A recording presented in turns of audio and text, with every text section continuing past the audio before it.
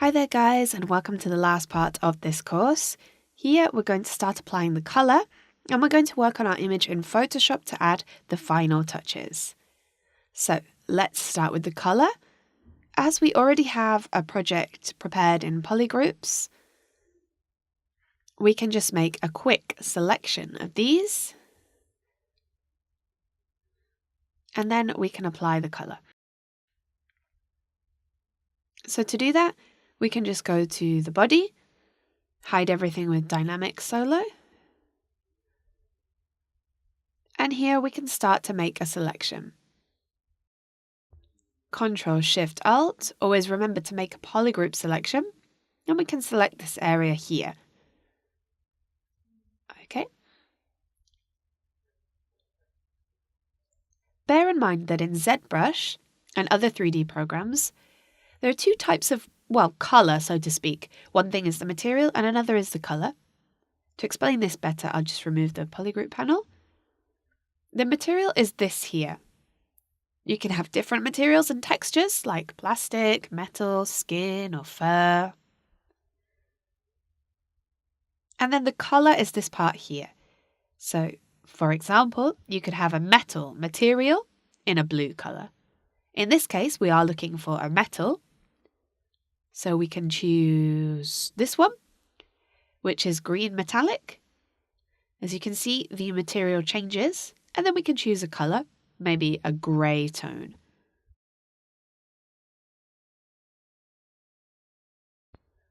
If we selected a different model and changed the colour, then the colour of the previous model would also change. So to set this, you need to work from this panel here. Here we have the material and the colour, where you can decide what and how to change. So in this case, we want to change the material and the colour at the same time. So we'll activate this. And activating this box, like this, we'll select Fill Object, and that way we can set the colour and the material for each subtool.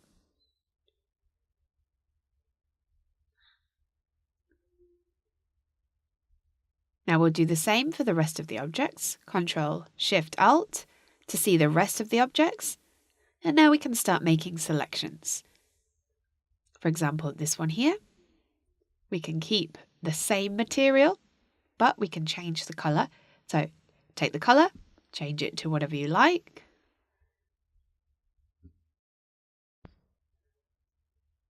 Fill object and set the colour.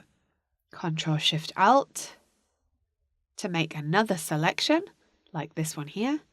Ctrl-Shift-Alt, as always, and fill object.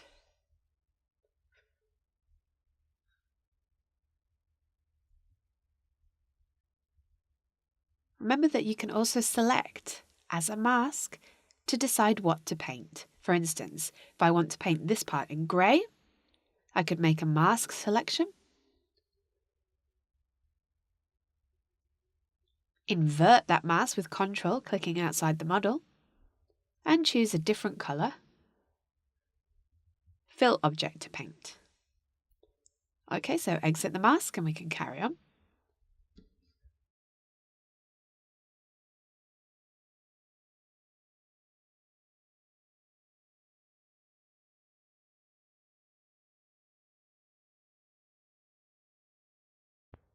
Now we have this element here, the eye, and right now we'll paint it more black.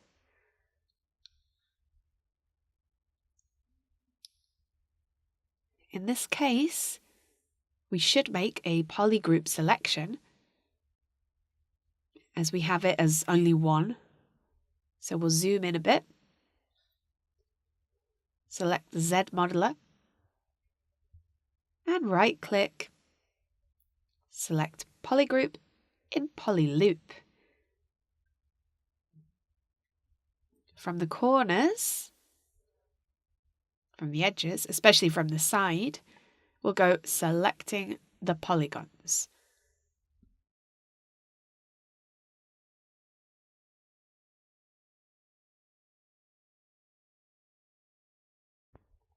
It is important to do it from the sides. If we did it from the center, then we would get a selection like this, for example.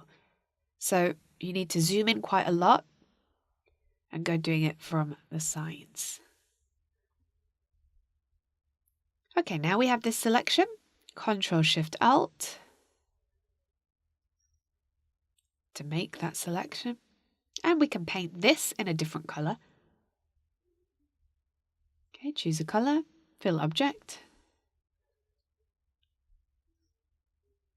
And let's see how it's all looking. If you want to paint any element by hand, you can just use the standard brush and press C to make a color selection. And this is really good to know. Make a color selection. And now you can paint manually. Bearing in mind that this box here needs to be deactivated. This is important.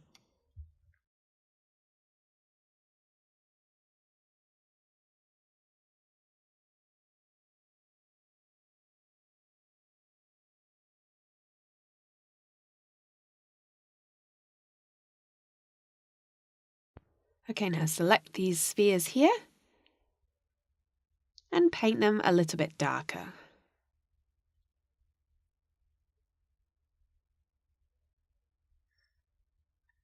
Let's go to this object, this element here, that we'll paint black with fill object. For the tubes, we can select a different material. For example, this one here, over here. And we can give it a more yellowish or orange color.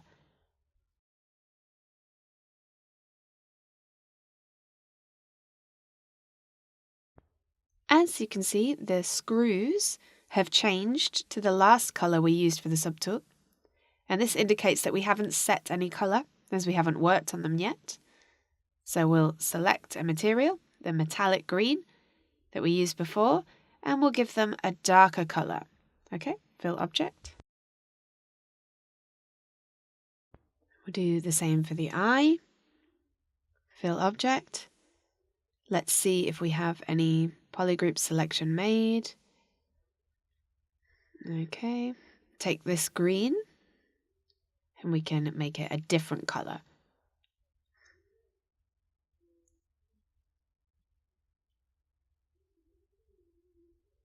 Now we need the legs.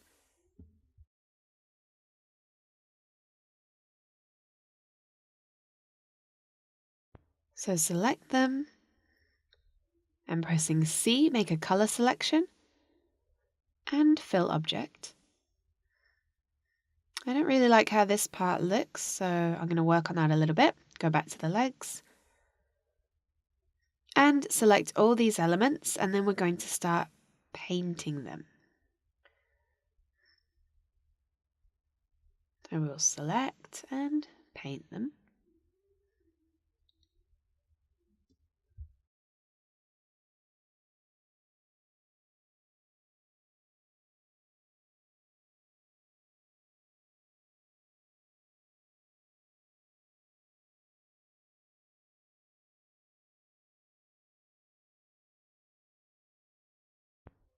The same for the sides.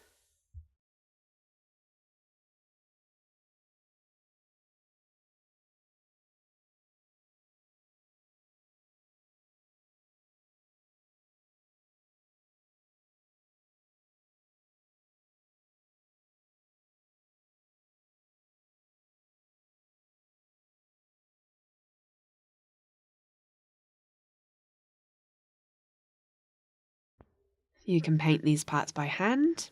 Just use the standard brush and just go painting like this.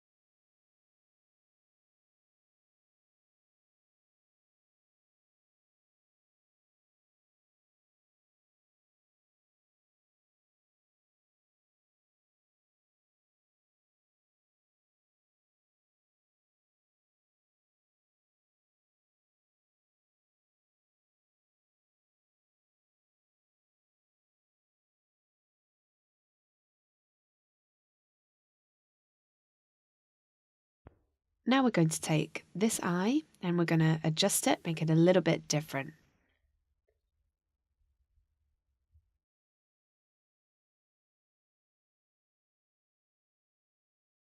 First we'll paint it in black with fill object, and now we'll zoom in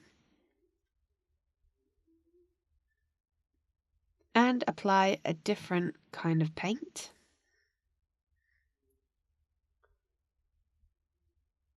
We'll make a mask like this on the bottom part, invert it, paint it completely black.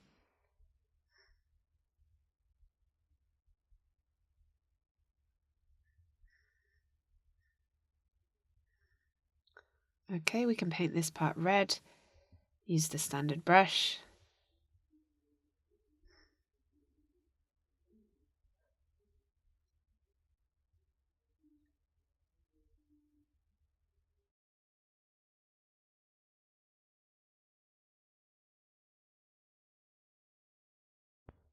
Okay, let's save it in File, Save As.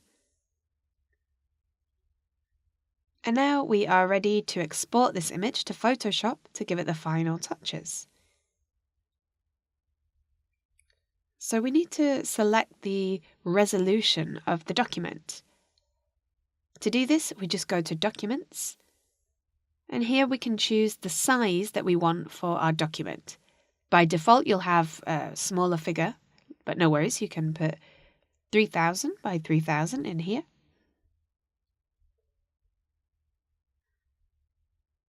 Then select Resize, and this window will appear. We'll say yes. Now, Control N to create a new document. And we'll click and drag, and there we get our model.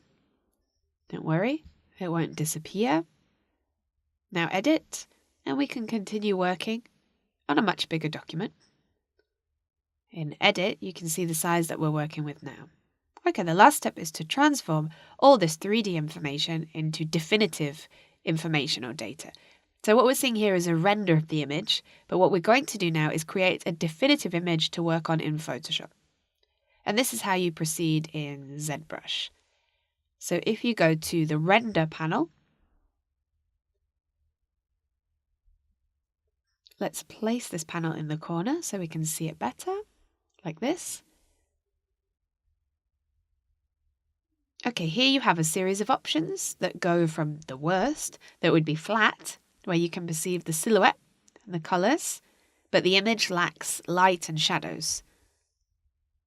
Then we go to fast, where you can see it a little bit better, with some shadows and improved colour.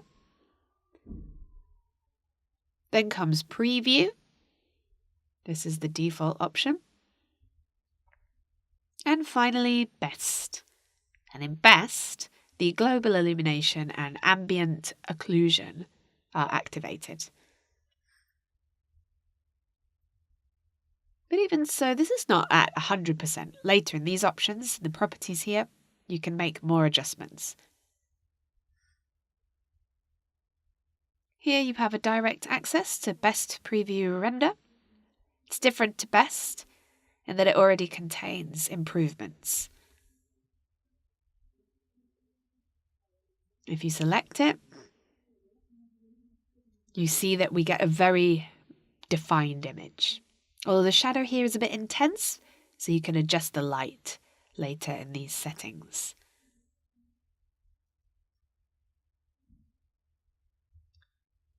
So let's take a look at the options. And as you can see, there are lots of options that we can apply to make our final render look as good as possible.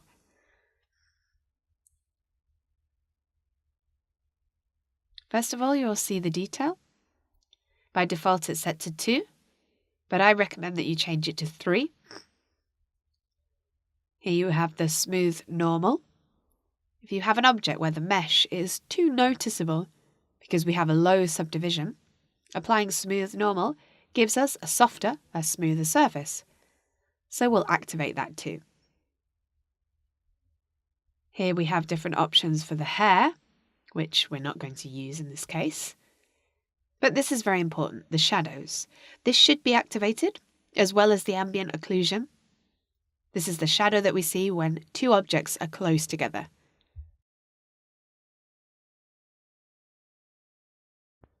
This is to activate the subsurface scattering rendering that we're not going to use at the moment. It's not really useful to us right now. Okay, and I think that with this we have enough for now. So we'll select render. And we start to see a higher quality image. Let's go to light. And again, we'll place this panel in the corner.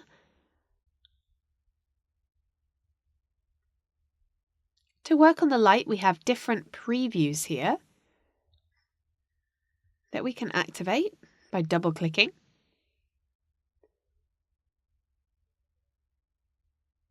For this course, we'll only be working with this one here. So select the point and lower it. Okay, so now when we see the image, the shadow is less intense than it was before. We can perceive the details better. So this is the image that we'll go with. We need to increase the size.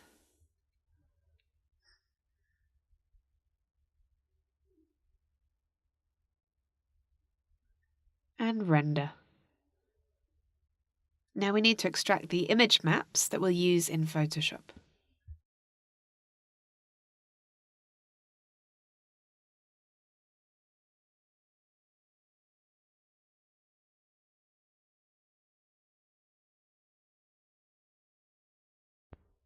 With the definitive image created, go to Render, Render Pass. We have all these maps activated. We'll go with the color map, depth, shadow, ambient occlusion, and mask. One by one, we'll save all these documents in PSD format.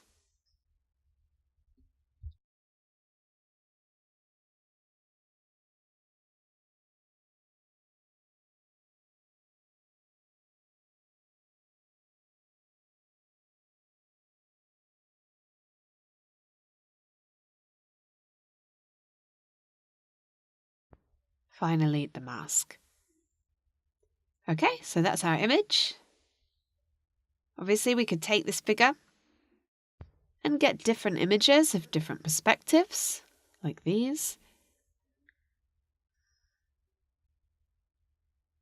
So, click here. We'll wait for it to load. Then go to the tab here and start exporting all the images that we have here.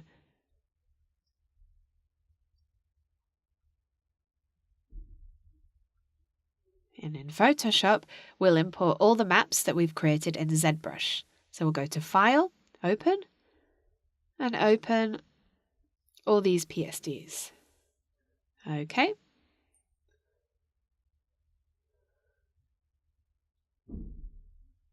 We first need to identify our color map. That's here.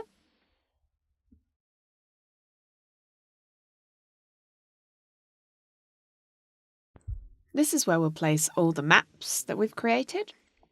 So let's go to the maps. And we'll duplicate the layer on top of the color map.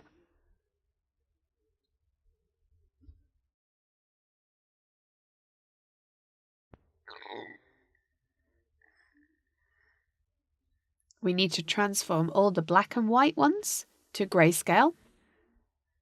So Image, Mode, and we'll select the grayscale. Now we can click and duplicate the layer, placing it on the color layer.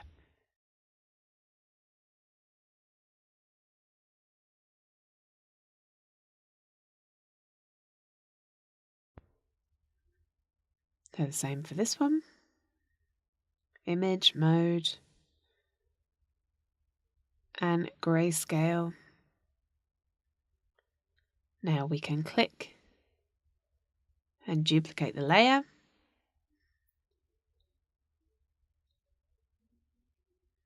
Finally, the ambient occlusion.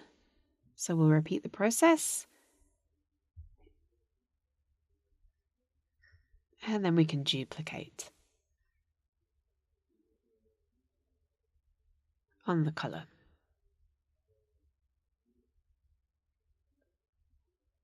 Now we have the document with all the maps in place. Let's name the maps so that we know what we're doing. Ambient occlusion. This one is the mask.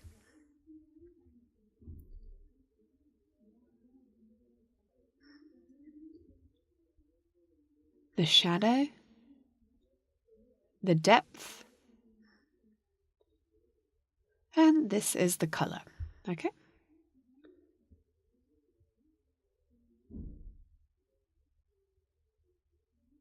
Now let's put them in order. So the color right at the bottom, then the shadows,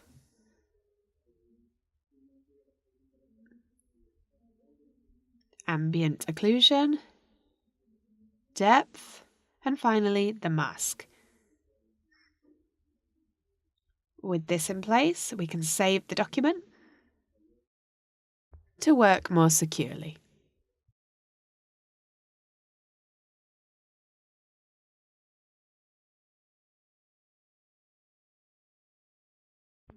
The next step is to start to hide the elements that we don't want to see, like these ones, and we'll keep the shadow, which would be the first element that we're going to adjust. To do that, select the shadow and we'll go to the channels. And here we can just try out different things. You could try overlay, screen. Okay, usually with the shadow, multiply is the one that you would use. As you see, if I deactivate the layer, there's a shadow that you get here. Well, with the opacity, we can control that shadow more precisely.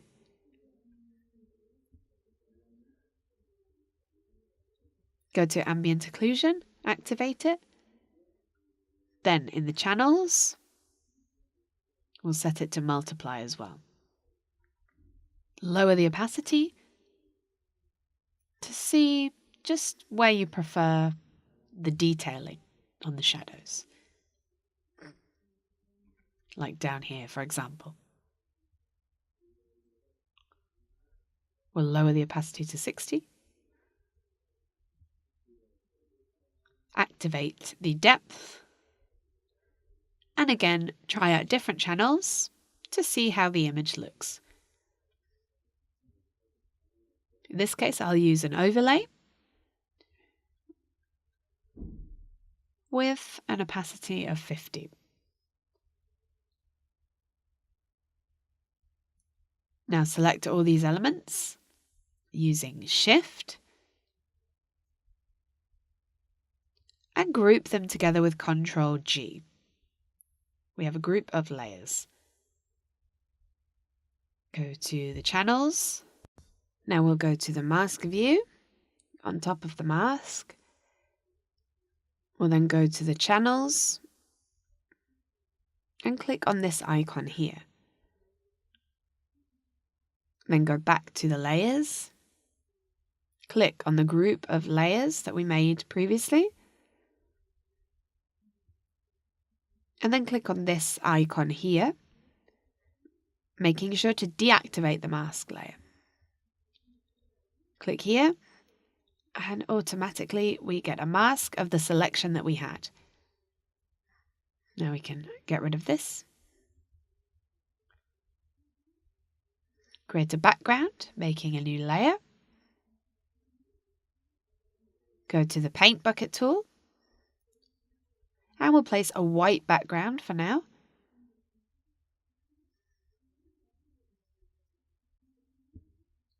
And now we can start to work on this model. Go on top of the layer, and there we can work in a non-destructive way on the adjustment layers. Go select from here, go to levels, and here we can just adjust it however we like.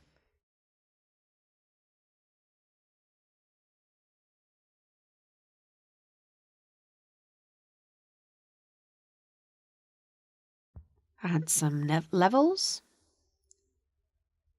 We could make the blacks even blacker and adjust the contrast of the image.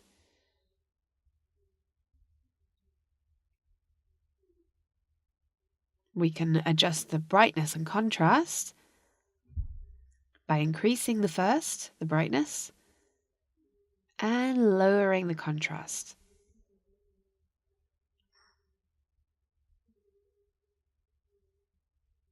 As for the saturation, let's open the panel. And from here, you can adjust the colors.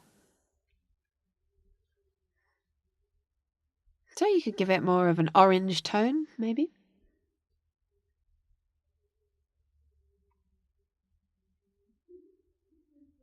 Lower the saturation. And increase the light. So this is how we could work on the image. We could also add a photo filter. So we could choose a warmer tone, like this, and lower the density.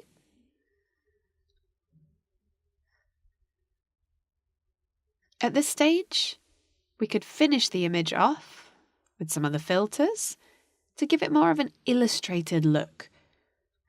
So we could take this layer, duplicate it, duplicate group, right-click, and we want all the group to join together. So it's all together in one layer. And now we can just work on this layer. Go to Filter, Gallery. As you see here, Photoshop provides us with a number of filters to finish off our image, to add final touches. And like I said, to give a more of an illustrated look to our model. There are lots of different and interesting filters that you could use.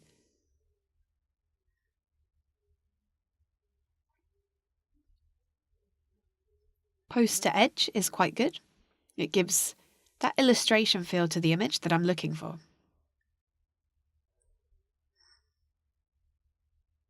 But you can just play around here and see what you like. Okay. And now we have an image that looks a bit more like an illustration, although it still has a 3D appearance. We can just take this image and carry on working on it easily. For instance, I could change the color or adding some more details. So I'm going to remove this orange. I'm not really sure about it.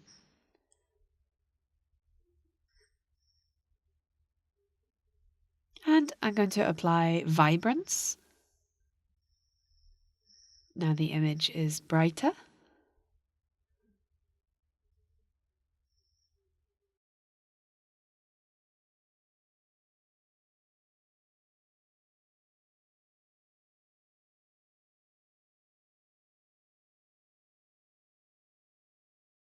Let's go to the levels.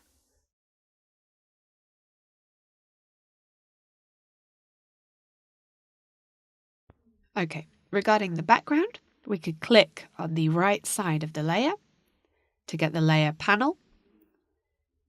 And here we could apply some kind of gradient that could be interesting, with a few colors maybe, or something more neutral. For example, we could change this one, this white here. We could change it to a grey. Okay. Set this to radial. Invert the gradient.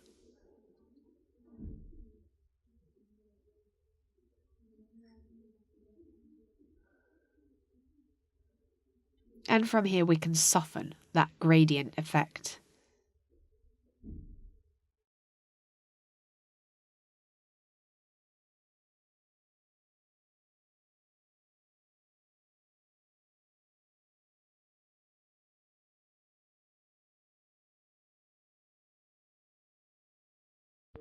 Finally, we'll join all the elements. And when we're sure, we can save the document. So I'm already going to join everything, merge all the layers. And here I can crop the image into a square shape.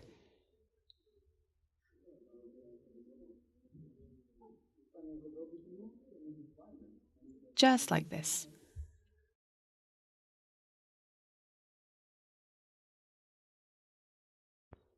And we're pretty much done. Now I could render this from this perspective, for example. And I could do exactly the same thing to create a series of different models of the same character.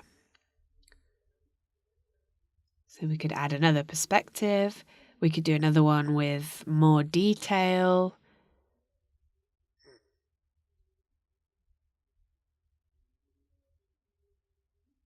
An example of another way to work. So I could just take another image of the model and work on the colours differently. So, for example, I've achieved this one. As you can see, it's the same model, but these elements are turquoise. I've got a shadow here, a cast shadow, and I've added a different filter in Photoshop just to give it a different look, a different feel to it. I'll show you the filter that I used. So if you go to Filter, Gallery, it's this one here, Cutout. And with this filter, you can achieve this kind of effect. You can apply this image to, so you can apply this to the previous layer and lower the opacity. So we could duplicate this layer in this case, apply the cutout,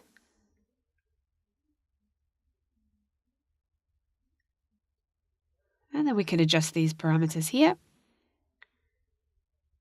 to add more or less detail to the effect.